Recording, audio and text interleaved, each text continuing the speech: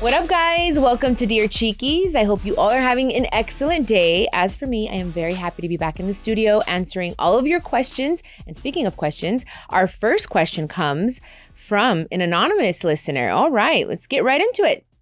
Hi, Chiquis. My question for you today is, I grew up with an alcoholic father. My parents got a divorce when I was around 10 years old, and he moved to Mexico. I have not seen him since. He does reach out to me, and we do have conversations over the phone. I've tried to bond with him over the phone, but I just can't seem to bond with him. He does call me drunk, and what I feel he does is he takes advantage of the conversation and then ends up asking me for money, and I just don't feel comfortable sending him money when I'm aware he's going to use it on drugs or alcohol. With that being said, I decided to, cut my ties or just limit my communication with him. He does call me a lot and I just simply don't answer. As an adult now, I'm 30, and my husband's constantly reminding me that I do have to, due to religion, we have to serve our parents and be there for our parents.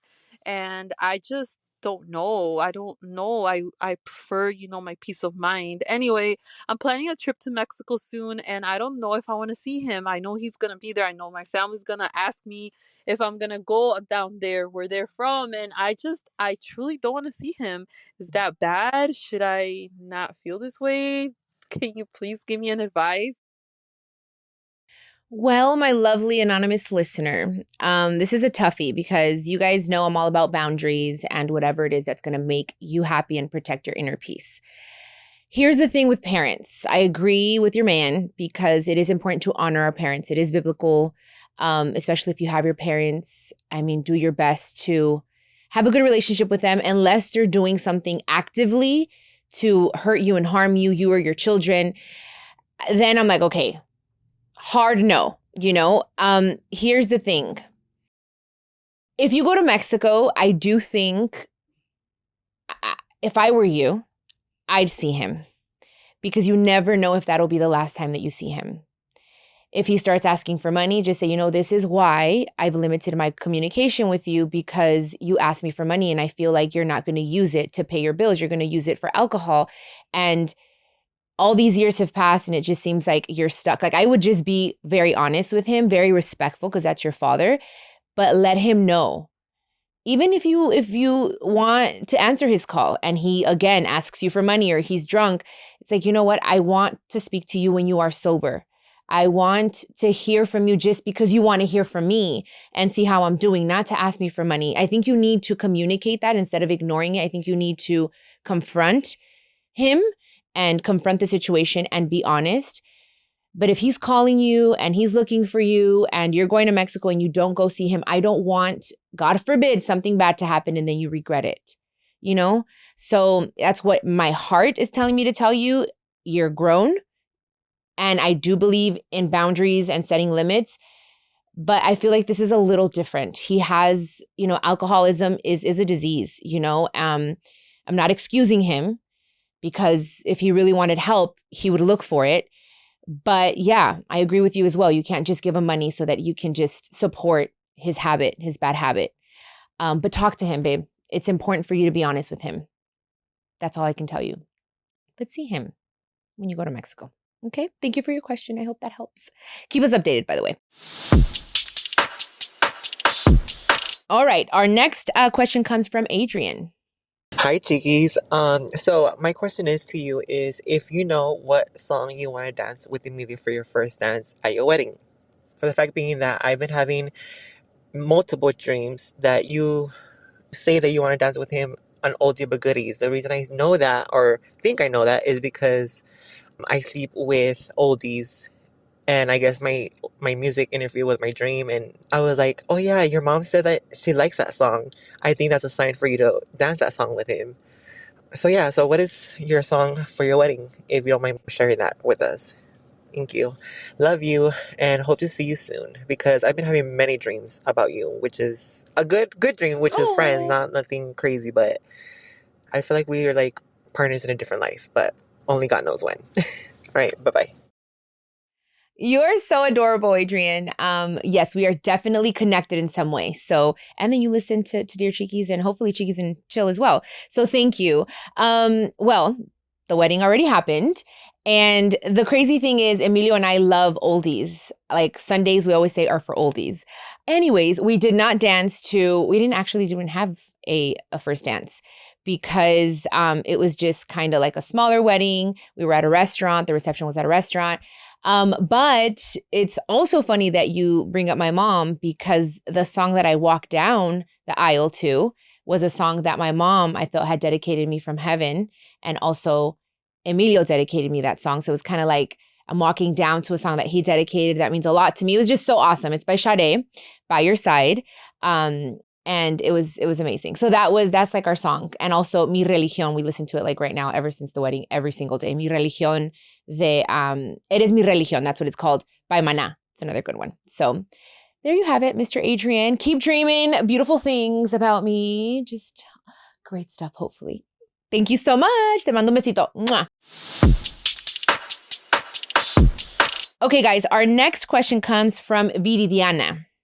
Hey Chiquis, so I am going through a breakup right now. I was in this relationship for 2 years with this man, and I want to admit it was honestly a toxic relationship. Both of us played our part. But recently, I was diagnosed with bipolar 2 disorder, and it's just a mental disorder where you have, very high highs and low lows. So I was really irritable at this time, hormonal. I would cry, and then the next second I would be fine. So my feelings, my mood would fluctuate. And this kind of scared him. And I didn't know the answers then. I do know now. I am undergoing treatment. I am undergoing, therapy and talking with the psychiatrist. But I just can't help but feel so guilty. I feel like I sabotaged my relationship with him because of this mental health disorder.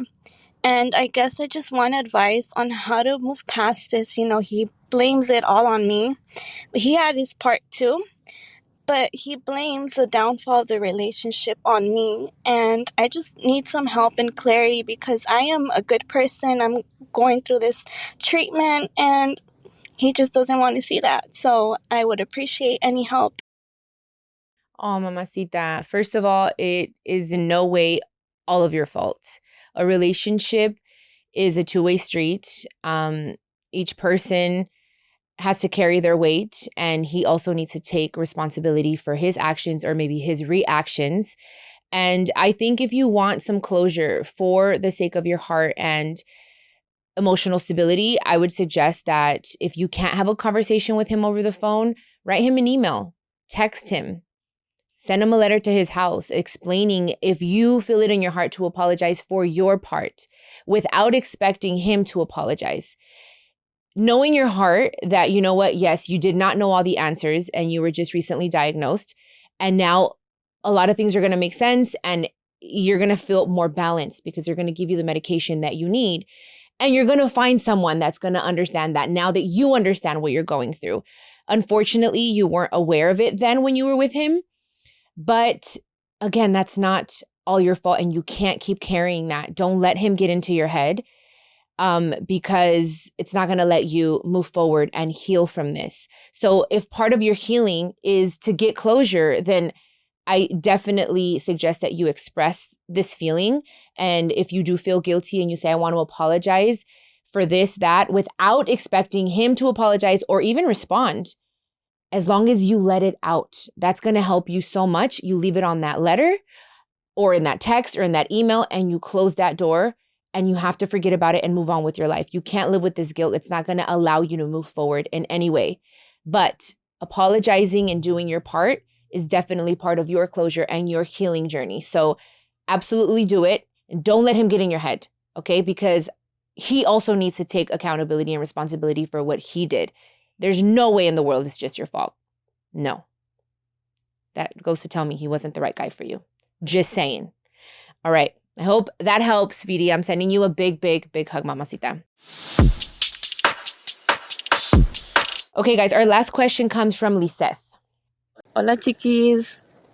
Primero que nada, te quería dar las gracias por este espacio para poder desahogarnos un poco y de que tú siempre tienes la mejor actitud para ayudarnos, o por lo menos intentarlo. Mi pregunta es la siguiente. Tengo aproximadamente 12 años con mi pareja. Estoy segura de que quiero dejarlo. Ha sido mucho por lo que hemos pasado.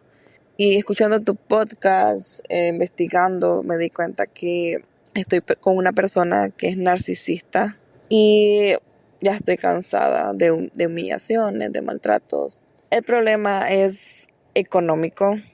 Yo no puedo tomar la decisión de irme ya por la economía. Estoy pasando por un mal momento que, a pesar de que trabajo, no puedo darme el lujo de decidir me voy ya. Y yo sé que él se siente seguro de que yo no me voy a ir por esa razón. ¿Cuál sería tu consejo? ¿Qué puedo hacer? Pienso y pienso y no encuentro una solución. ¿Me puedes ayudar, porfa, con algún consejo de qué hacer? Gracias. Mi Liseth, primeramente le explico aquí a los listeners que solamente quizás entienden inglés. So basically, Liseth is asking for advice because she's been with her partner for 12 years now. And she's realizing after listening to the podcast that he is a narcissist. And she knows that she wants to leave him, but she is staying because financially she doesn't feel that she can do it herself. And he feels very confident in that. So she's asking what my advice to her is. Bueno, Liseth, es mucho más fácil decirlo que hacerlo, yo lo sé, especialmente después de 12 años. La costumbre es mucho más fuerte que el amor a veces, y especialmente en tu situación que estás con él porque, como dices, económicamente no sientes una salida, ¿no? Yo creo que es importante de que tú sepas darte como un tiempo de decir, de este mes a este mes o un año, no sé, solamente tú vas a saber la cantidad de tiempo que puedes seguir ahí. Especialmente si hay maltrato y cosas así. No gastes en cosas que no son necesarias para que ahorres tu dinero para poder irte o encontrar a alguien, un familiar, una amiga, alguien que te eche la mano, que diga, ¿sabes qué? Vente para acá a mi casa. O sea, pon el orgullo a un lado para que tú le pidas ayuda a alguien. Yo me imagino que tiene que haber alguien en tu familia, en tus amistades que te pueden ayudar, porque si sigues ahí y no eres feliz y él no es feliz y se siente confiado, las cosas pueden, o sea, ir haciéndose peor y peor y peor, y no quieres eso. Yo sé que no va a ser fácil, es muy difícil dejar una relación, yo lo sé, pero te tienes que elegir tú, te tienes que dar tu lugar y tienes que encontrar la manera. El que quiere, puede. Así que si no te quieres ir ahorita, ahorra dinero, encuéntrate un trabajo, haz overtime para que no andes con él tanto tiempo y ahorra tu dinerito para poder irte o pide ayuda, bebé. Hay mucha ayuda también en internet, pero me imagino que tienes a alguien en tu vida que te pueda ayudar. So basically, you guys, I totally said that she needs to get a job if she doesn't have a job, or if she already has a job, start doing overtime or get a second job so that she can go ahead and save money to leave this relationship, or ask a family member or friend somewhere where she could just couch surf for a little bit, stay with someone, but for her to just put her pride to the side and ask for help. Because if you really want to, where there is a will, there is a way, I told her, because she can't stay in this relationship if he's mistreating her and not giving her what she needs as a woman and she's unhappy. She can't stay there just because financially she's afraid to leave. So I told her to just find a way, because there is a way. We just have to look for it and be willing to ask for help. So yes, you guys, that concludes our episode. Liseth, te deseo lo mejor, mi amor. Pídele mucho a Dios. Voy a estar pidiendo por ti y no pierdas la fe. Okay? Sí se puede. Sí se puede, chingao. Okay?